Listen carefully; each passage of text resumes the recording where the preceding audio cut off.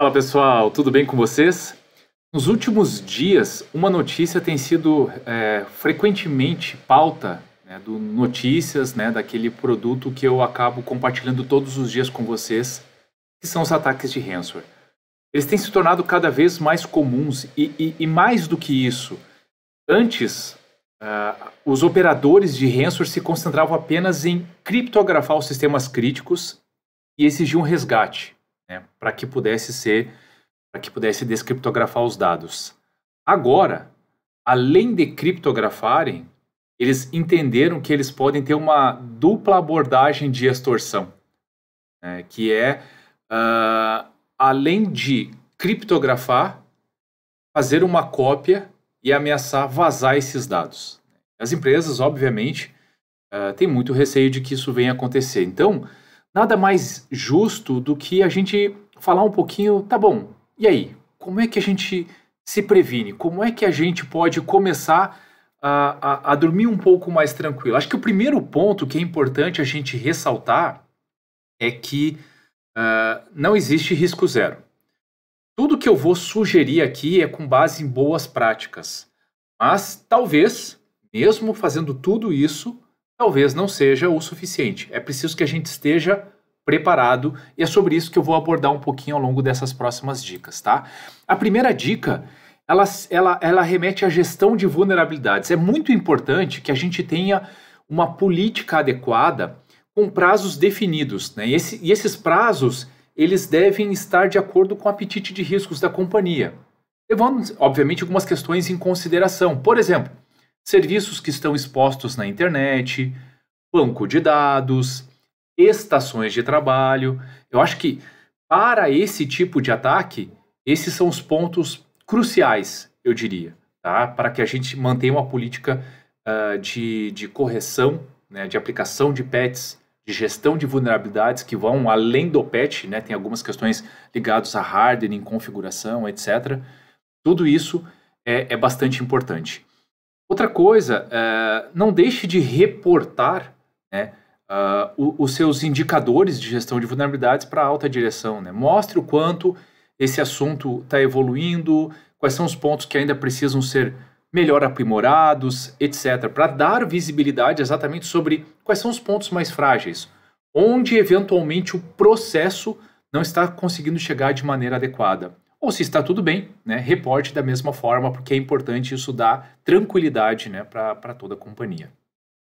E por último, e não menos importante, obviamente tem algumas questões relacionadas a vulnerabilidades que nem sempre podem ser corrigidas. Então, na medida do possível, é importante implementar uma boa política de monitoramento para estar atento. Quem está tentando explorar, quem está tentando acessar, quem está fazendo port scan em determinados IPs, enfim, comportamentos que não são adequados, né? É importante pegar esses pequenos desvios ou indícios de que existe alguma coisa suspeita, o que pode incluir, inclusive, movimentação lateral.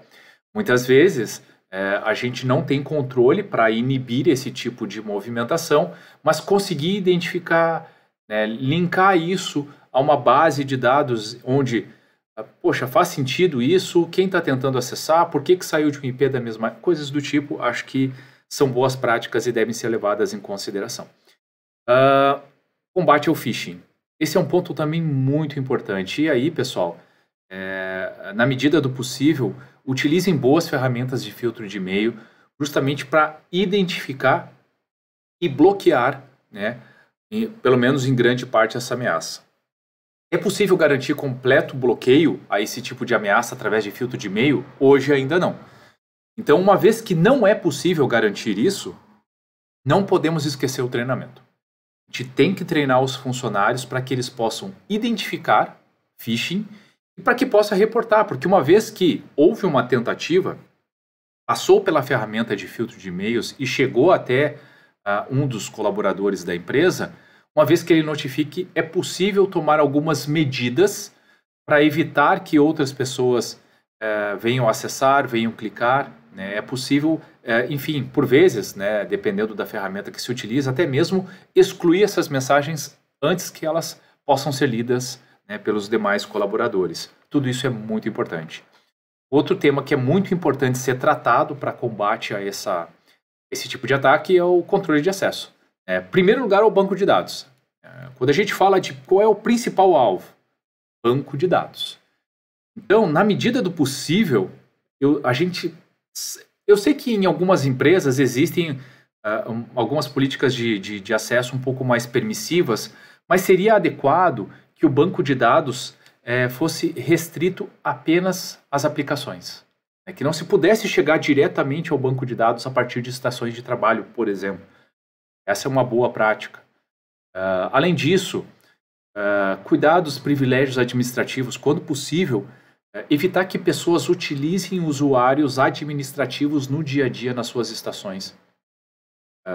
Isso deve ser utilizado apenas por um conjunto de pessoas bastante restrito, justamente para alguns operacionais, para instalar, para atualizar, para fazer algumas rotinas operacionais para ajudar ali no dia a dia, mas não todo mundo, porque isso pode trazer algum risco.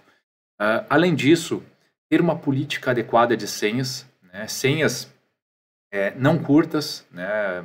Acima de 8 caracteres, com bom nível de complexidade, que não sejam repetidas, né? Reutilizadas, né? Então, tudo isso acho que já é de conhecimento, é uma boa prática, deve ser levada em consideração, porque pode evitar exposição de credenciais e com isso acessos indevidos.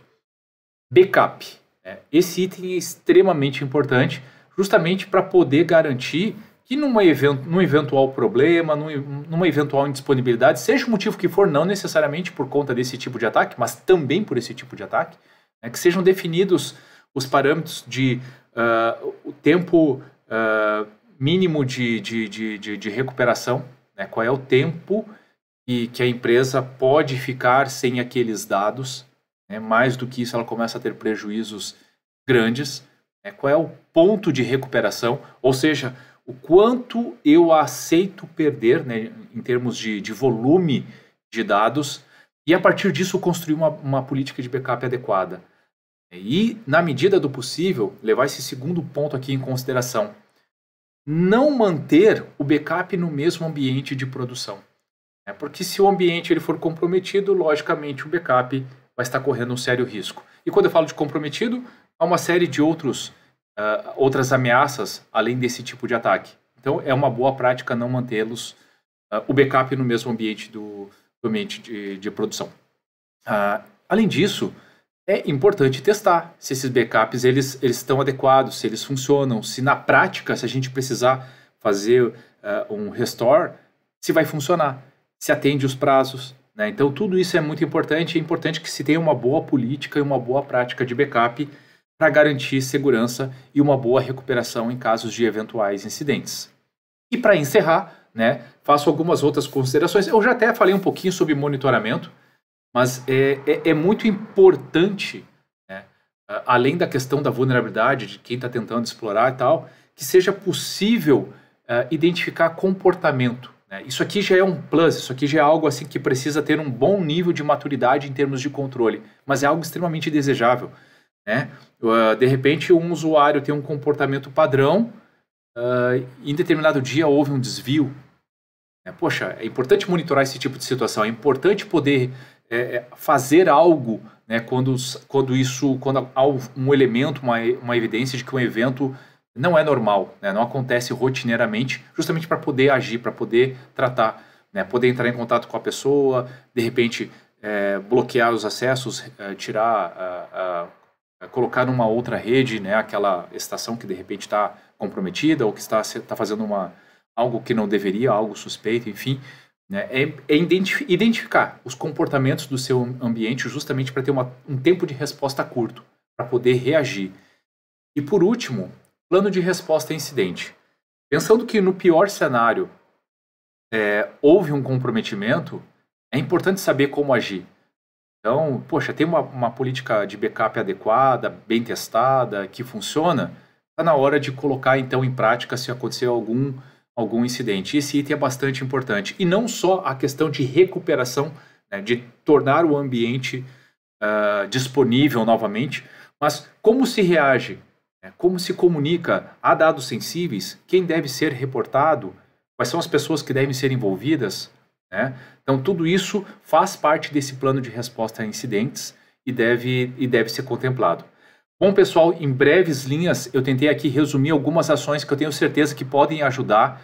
E se você gostou, né, desse conteúdo, fez sentido para você e você acha que é bacana compartilhar com outras pessoas para que garantam que esse tema seja adequadamente tratado, né, que os controles sejam adequadamente implementados para estar mais preparado para esse tipo de ameaça, então curta, compartilhe com outras pessoas. Se acha que faltou algum item, pode comentar, né, pode criticar. Faço questão de fazer ajustes e ir melhorando cada vez mais os materiais que eu gero aqui para vocês. Beleza, pessoal? Ótimo final de dia a todos. Até a próxima.